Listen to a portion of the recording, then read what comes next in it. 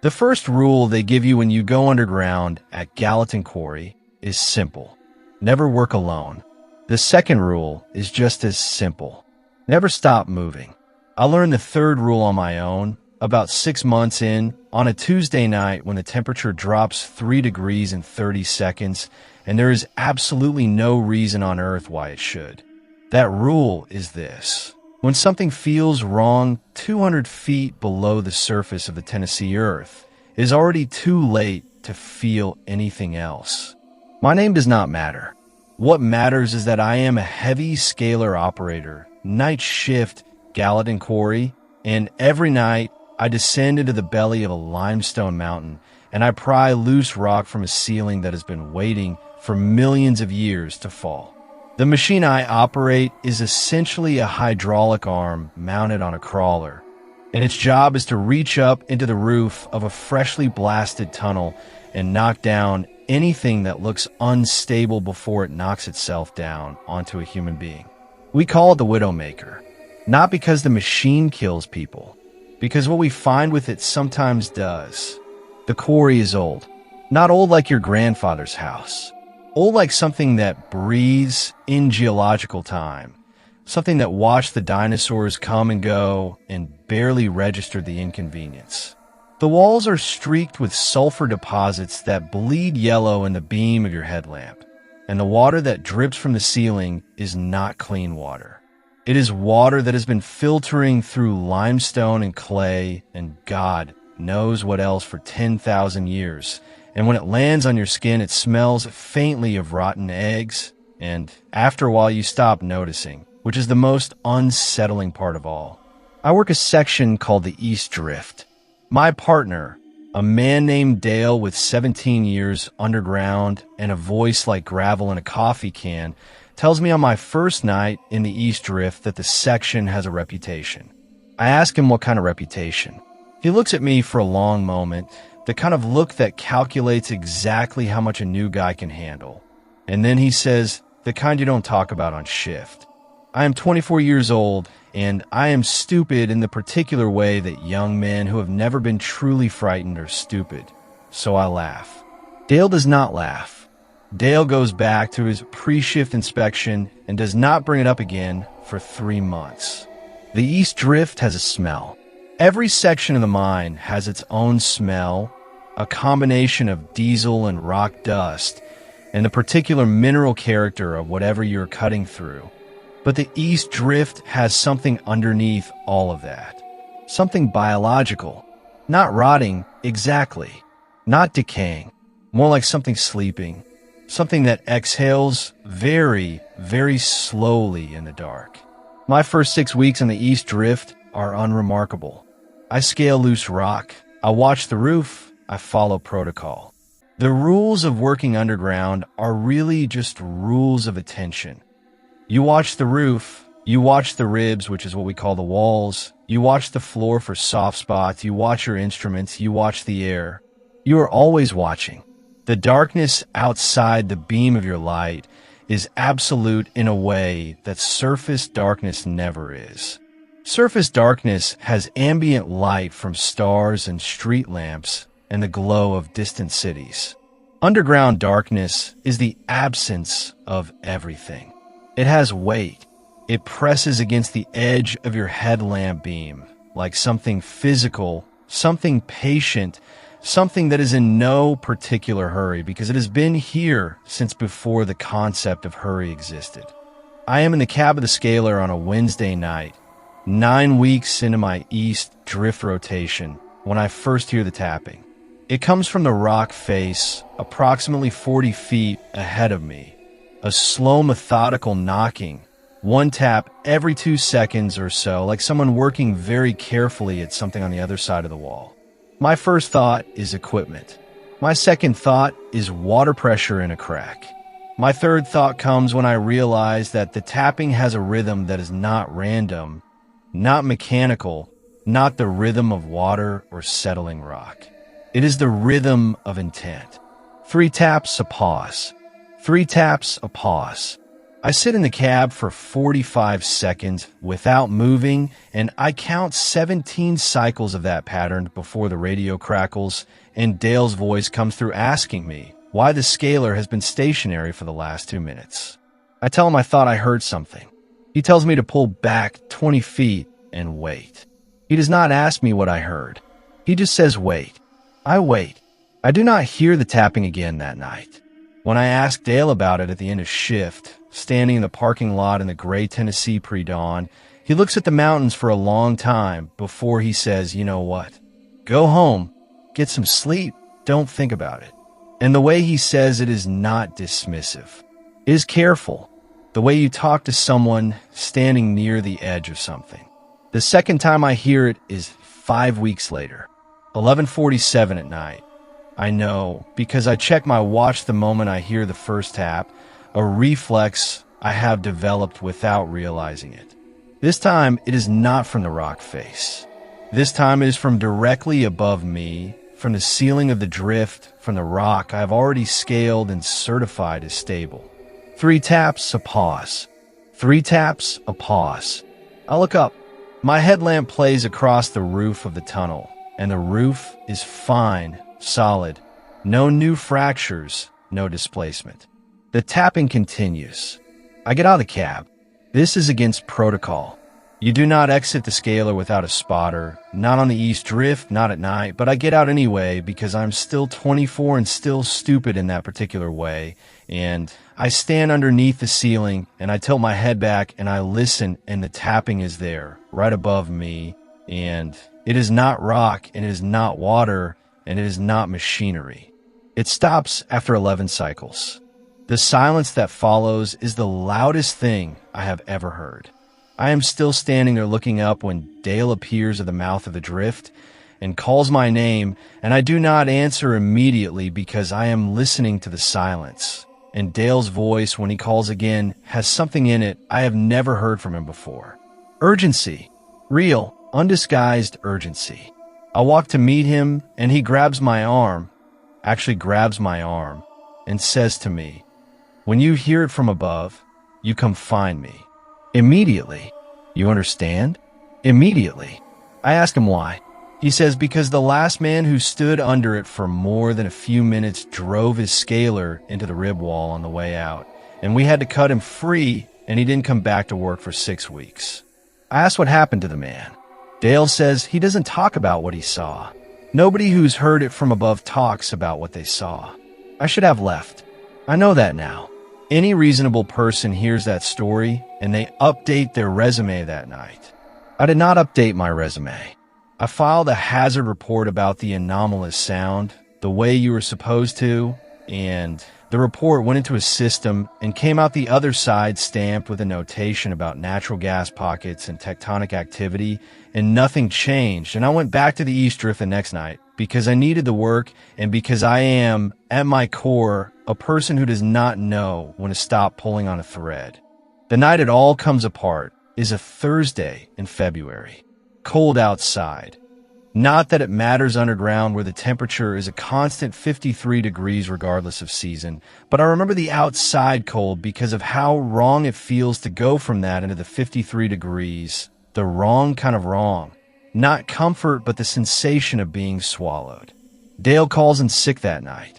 It is the first time in my 18 months at Gallatin that Dale has called in sick, and I only know this because the shift supervisor mentions it with the kind of casual alarm that people use when something unprecedented happens that they're choosing not to make a big deal of. My spotter for the night is a kid named Marcus who has been underground for 4 months and still thinks it is cool. Marcus and I are an hour into our shift when the lights go out. Not a flicker, not a dimming, a clean cessation. Every powered light in the East Drift gone in the same instant. Marcus's headlamp and mine are the only illumination in 200 feet of tunnel. Marcus says something about the electrical system. I do not respond because I am listening. The silence in the East Drift without the ambient hum of ventilation and machinery is a different order of silence for what I have described before. It is not merely the absence of sound. It is a presence. It occupies the tunnel the way a large animal would occupy a small room. And into that silence, from the ceiling, from directly above where I am standing, the tapping begins. This time it is not slow. This time it is rapid and desperate, and it does not stop between cycles. It is continuous, frantic, like something hammering to get out or hammering to get in. And I cannot tell which direction the force is coming from, because the sound fills the tunnel entirely, and Marcus is saying my name over and over in a voice that is doing its best not to be the voice of a frightened person and failing completely. I grab his arm exactly the way Dale grabbed mine. I pull him toward the mouth of the drift.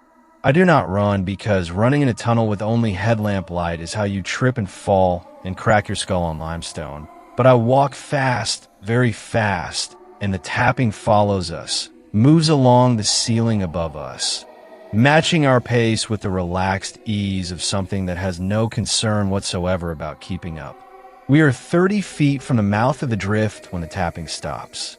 The lights come back on, all of them simultaneously in the same clean instant they went out. Marcus and I stand in the sudden brightness and look at each other, and neither of us says anything for a long time. When we finally do talk, we agree without discussing it that we will not describe exactly what we saw in the darkness on the ceiling above us in the moment the headlamp beams crossed in the wrong direction. Some agreements do not need words. Some things that move across limestone ceilings 200 feet below the surface of the earth are better left as a shared silence between two men standing in the parking lot at the end of a shift, watching the sun come up over a Tennessee mountain that has been keeping its secrets for longer than anyone should be comfortable thinking about. I still work nights at Gallatin. Dale came back after his sick day and never mentioned it. Marcus transferred to a surface position. The hazard report I filed after the incident came back stamped natural gas. I tapped 3 times on the wall of my house the night I got that report just to see what would happen. Nothing happened, and I have not been able to sleep with my ear against the pillow since, because sometimes when the house is quiet enough, when everything goes still in the particular way that very late nights do, I hear from somewhere deep inside the wall 3 taps back. Story number 2. The methane detector on my belt has been climbing for the last 40 minutes, and I cannot tell if the sound I am hearing from inside the conveyor housing is a mechanical fault or something that does not belong to any category of mechanical fault I have ever been trained to address. And the distinction matters enormously, because one of them I can fix and one of them I cannot. And I am alone in the dark at the bottom of a coal shaft in Wisconsin, because my radio stopped working at exactly the same moment the sound started. I am a Maintenance Tech 3. That is the official title. What it means in practice is that I am the person who goes into the places that machines have broken and makes them unbroken. And I do this in the dark and the dust and the particular compressed silence of underground spaces, and I do it on the night shift because the night shift pays a differential, and I have 2 kids in elementary school and a mortgage that does not care about my feelings. Tunnel City Mine is not a name that inspires confidence, but the pay is correct and the benefits are good, and I have been here long enough to know its rhythms, its sounds, its particular personality, the way you know an old building you have lived in for years. You learn what is normal. The learning of normal is the most important thing in underground maintenance, because normal is what tells you when something is wrong. The conveyor system at Tunnel City is 2 miles long, running from the active face to the surface tipple, and it requires constant attention because cold dust and moisture and mechanical stress make constant attention necessary. My job tonight, the thing my supervisor sent me into the shaft to do, is to investigate a reported belt tracking issue at the 1,400-foot station, which is a relatively routine problem with a relatively routine fix. And I am carrying the tools for that fix in a bag on my shoulder as I walk the man trip down to position. My methane detector reads 0.8% when I leave the surface. Anything above 1% requires ventilation protocol. Anything above 1.5% requires evacuation. The legal limit for working without respiratory equipment is 1%. These numbers are not arbitrary. Methane burns. Methane in sufficient concentration explodes with the kind of force that reshapes geography. The 1,400-foot station is a widening in the shaft where the conveyor transitions from a steep incline to a flatter run, and it smells, as all deep mine workings smell, of coal and oil and the faint sulfurous edge of whatever the geology is leaking. My detector reads 1.1 when I arrive, and I note in my log, and I begin my inspection. The belt is tracking 3 inches to the right of center, a common issue caused by uneven loading or a misaligned return roller, and I have diagnosed the problem and identified the roller needing adjustment in under 4 minutes, which is the kind of efficiency that a person develops after enough repetition. I am preparing to make the adjustment when the sound begins. It is inside the conveyor housing, not underneath it, not above it, inside the main return section, which is the lower half of the structure that carries the empty belt back from the tipple to the face. The housing at this station is approximately 4 feet wide and 2 feet tall, a rectangular steel tube that runs the length of the station and makes a gentle bend at either end. Nothing lives in conveyor housings. There is no space, no access, no reason for any living thing to be inside a sealed steel structure that vibrates continuously during operation. And yet the sound is unmistakably organic. It is not a mechanical rattle or a belt splice or a roller bearing wearing out. It is a scraping, a slow, deliberate scraping, like something dragging itself along the inside of the housing. And it is moving, the source of the sound is moving, coming from the far end of the housing toward me at a pace that is not fast, but is completely steady. My methane detector jumps to 1.4. The conveyor is not running. The belt is still because I put it in lockout before beginning my inspection the way you were supposed to, and a still belt in a still housing should produce no sound at all. I get on my radio to report the methane reading. The radio produces a sound I have never heard from a radio before. Not static, not the squelch of a lost signal, but a low sustained tone that sits at a frequency just below comfortable, a tone that you feel in your back teeth before you hear it in your ears. I change channels. Same tone. I turn the radio off and on. Same tone. The scraping inside the housing is now close enough that I can hear the specific texture of it. The way you can hear the difference between something smooth and something rough moving across a surface. And what I'm hearing is rough, irregular, not the smooth slide of a mechanical component, but the uneven drag of something with edges, something with fingers, is the thought that comes to me and that I immediately reject because I am a practical person who does not entertain thoughts like that in enclosed underground spaces where entertaining thoughts like that serves no useful purpose. My detector hits 1.6. I should leave. The protocol is clear, and I wrote part of that protocol myself 3 years ago during a safety committee review. And the protocol says that at 1.6 you immediately withdraw to a fresh air base, and you do not stop to finish your task, and you do not pause to investigate anomalous sounds in conveyor housings. I do not leave. I do not leave because the scraping stops at exactly 1.6, stops cleanly and completely in the same moment my detector reaches that number. And the silence that follows is wrong in a way that the scraping was not. The scraping was wrong and strange and inexplicable, but it was something.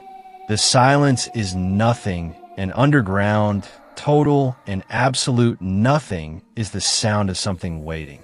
The access panel on the side of the housing is a bolted steel plate, 12 by 18 inches, used for inspecting the internal rollers. It requires a 17 millimeter socket to open, which I have in my bag. I know that I'm going to open it before I make the decision to open it. In the same way, you sometimes know an outcome before the event. 8 bolts counterclockwise. My hands do not shake. I am proud of that in retrospect. The plate comes free, and I hold my headlamp up to the opening, and I look inside. The interior of the conveyor housing is exactly as it should be. Steel walls, return rollers, the underside of the steel belt. No abstraction, no debris, no indication that anything has been inside this housing, and no explanation for the scraping. I'm looking into the housing with my headlamp and telling myself that I was mistaken, that the sound was a roller bearing, that I am not a person who hears things in empty metal boxes underground at midnight when I see the handprint. It is in the cold dust that has settled on the interior floor of the housing, a thin, even layer of black that coats everything in a mind, and the handprint is there with the clarity of something pressed deliberately for fingers and a thumb, human in proportion but wrong in a way that takes me a moment to identify. It is wrong because the fingers are facing the wrong direction. The print was made by something facing away from the access panel, something that was inside the housing moving away from me. Something that left through the other end of the housing, through the solid steel wall at the far end of the station, through material that does not have an opening, and left a handprint as a record of its passing the way you might leave a card. My detector reads 0.9 when I finally check it again. I do not know how long I stood at that panel. I do not know when the methane dropped. I replace the panel, I tighten the 8 bolts, I correct the bell tracking, I make my log entries, and I walk out of the mine at a pace that is controlled and professional and does not look like a man walking away from something he cannot file a report about. I file a report about the methane fluctuation. I note the belt correction. I do not mention the handprint. I look at my hands sometimes, at night, when I cannot sleep. I look at the proportions of my fingers against my palm. I think about what kind of hand would leave a print that looks almost exactly right. Almost exactly human. Almost. The word almost is doing a great deal of work in that sentence, and I am aware of it, and I am not ready to do the work of replacing it with something more specific. The mine is still open. I still work the night shift. The 1,400-foot station has been quiet for 8 months, but I have started wearing gloves underground, and it is not because of the cold, and every time I pass that station I keep my eyes on my methane detector, and I do not look at the housing, and I do not listen for sound from inside sealed structures, and that discipline, that practiced and deliberate inattention, is the only thing I've found that works. Story number 3. The sparks from my welding arc are the only light in this section of the mine, and they're not enough light, and they last for only a fraction of a second each, and in those fractions of a second, I keep seeing things in the cold dust that I'm not able to explain, and I've been a general laborer long enough to know the difference between what cold dust does and what it should not do, and what I am seeing in the swirling black cloud around me should not be possible. West Finley, Pennsylvania, Greene County, coal country in the specific way that means generations of men going underground and not all of them coming back, and the ones who do come back carrying something that they never fully leave on the surface when they descend again. I am welding structural steel supports tonight, angle iron to I-beam, a straightforward task in theory, the kind of basic work that a body learns to do without much instruction from the mind. The section I am working in is a pocket, which is what we call a widened area cut into the main entry to allow equipment storage or maintenance work. And this particular pocket is approximately 12 feet wide and 8 feet tall and feels considerably smaller than those dimensions because coal seams press. They lean inward with the weight of everything above them. And the darkness in a coal mine is different from the darkness in a limestone mine or a metal mine. It is a darkness with texture, with particle, a darkness that enters your lungs with every breath and coats your throat and turns your sputum black in a way that you try not to think about. The rules for working in an isolated pocket on night shift are: never go without a buddy. Maintain radio contact every 15 minutes. Post your location on the board before descent. I have a buddy. His name is Terry, and Terry is 40 feet down the entry, running cable for a new lighting circuit, and Terry's voice on the radio is a comfort that I rely on with a dependency that I would not have admitted 6 months ago, but am entirely honest about now. 15-minute check-ins. Every 15 minutes, Terry's voice comes through and tells me he is there, and I tell him I am there, and the mind continues to function as a place where two men are doing their jobs in the dark without incident. Coal dust in an active working area does not stay still. The ventilation system moves it, equipment moves it, your own body moves it, and it swirls and eddies in the beam of your headlamp with the kind of lazy, fluid motion of something lighter than air, trying to remember where the ground is. When I weld, the arc light changes the character of that motion. The ultraviolet and infrared from a welding arc hits suspended particles differently than white light does. And you get these brief, illuminated moments, fractions of a second, when the world is lit from underneath rather than from above, shadow reversed, and everything looks different in those moments. Looks almost three-dimensional in a way that normal light does not achieve. And in those moments, things that are shapes in the dust can look for a fraction of a second, like faces. I tell myself that for the first 4 hours. Shapes in the dust. Pareidolia, the technical name for the human tendency to see faces and figures in random patterns. My brain doing what brains do, finding signal and noise, seeing the human form in clouds of coal particles backlit by welding arc. I am a rational person. I have been a rational person my whole life, and underground work reinforces rationality because rationality underground is what keeps you alive. You do not get to be irrational at 200 feet below the surface of Pennsylvania. The rock does not accommodate irrationality. I am welding the third support bracket when I see it clearly enough that the explanation of pareidolia fails. The dust in front of me, in the arc flash, forms a figure. Full figure, not a face, a complete upright form, approximately the height of a man, standing approximately 6 feet from where I am kneeling, and it is not moving with the random currents of the ventilation. It is still. The dust around it moves, swirls past and through it, but the form itself holds its shape through 3 consecutive arc flashes, which means it is not a random cloud cohering by chance, because random clouds do not maintain coherence through multiple lighting events. I stop welding. My helmet is up. I am looking at the space in front of me with my headlamp, and there is nothing there. Cold dust, visible in the beam, moving normally, no figure, no form, nothing but particles and dark. I call Terry.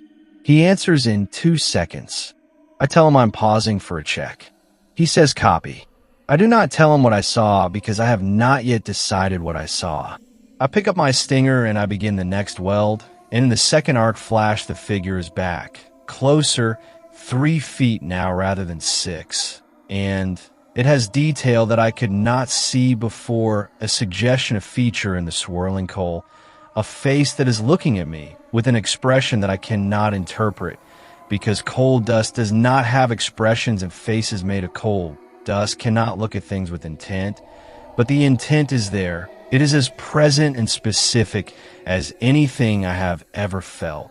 And I drop my stinger and I stand up and I back against the rib wall. And I say out loud, in an empty pocket in a coal mine in Pennsylvania at 2 in the morning, I say, who is there? The coal dust settles. Not gradually. Instantly. The entire visible cloud in the pocket drops out of the air in the same moment. As if something switched off the ventilation, which nothing switched off. I can hear the system running, but the dust is on the ground, and the air is clear in the beam of my headlamp, and the pocket is empty. I am looking at an empty pocket. I am alone in an empty pocket with a racing heart and a welding stinger on the ground and a rational mind that is working very hard to find a frame for what it just witnessed. My radio crackles. Terry's voice. He says my name. I answer. He says, "Did you turn your arc off?" I say yes. I pause the work. He says, "Okay, because the lights out here just flickered when you stopped," and he wanted to make sure I was okay. I tell him I am okay. I ask him what kind of flicker. He says just a flicker, like when you interrupt a weld sometimes, you get a draw on the circuit. I say copy. I pick up my stinger. I do not weld for another 4 minutes. I stand in the pocket and I look at the settled coal dust on the floor of the pocket, and I see where something has moved through it. Not the random disturbance of air currents. The specific linear trace of something moving across a settled surface. The trace goes from where the figure was standing toward the rib wall, and then into the rib wall, because the rib wall is solid coal and does not have openings, and the trace ends at the surface of it with the casual completeness of something that does not need openings to pass through surfaces. I finished the welding job. All 16 brackets, full penetration welds, ground smooth. I do this because I am a professional and because the job needs doing, and because the alternative to finishing is sitting in a pocket in a Pennsylvania coal mine in the dark thinking about what walks through coal seams and watches welders work. I call Terry in my next check-in, and he comes to help me load my equipment, and when he walks into the pocket, he stops in the entrance, and he looks at the floor, and he looks at me, and he says, "What did you spill?" I say I didn't spill anything. He looks at the floor again, at the settled dust that my movement has not disturbed because I have been careful, very careful. And he looks at the trail in the dust, and he looks at where it ends at the rib wall, and he says nothing for a long moment. Then he picks up half my equipment bag, and we walk out together, and neither of us speaks until we are in the man trip going up, and the surface light is beginning to appear at the top of the shaft, and the weight of the dark is lifting with each foot of ascent. At the surface in the cold Pennsylvania night air, Terry looks at me and says, "You know what the guys who worked this section before us called this pocket?" I say no. He says they called it the watching room. I ask why. He says because of the feeling of something looking at you from inside the wall, the feeling of being seen. I breathe the cold, clean air, and I think about eyes made of coal dust, and I think about how the most frightening thing about being watched is not knowing. When you look back, whether you're seeing the watcher or whether the watcher is something that has never had a face at all and has simply borrowed the nearest available material to build one.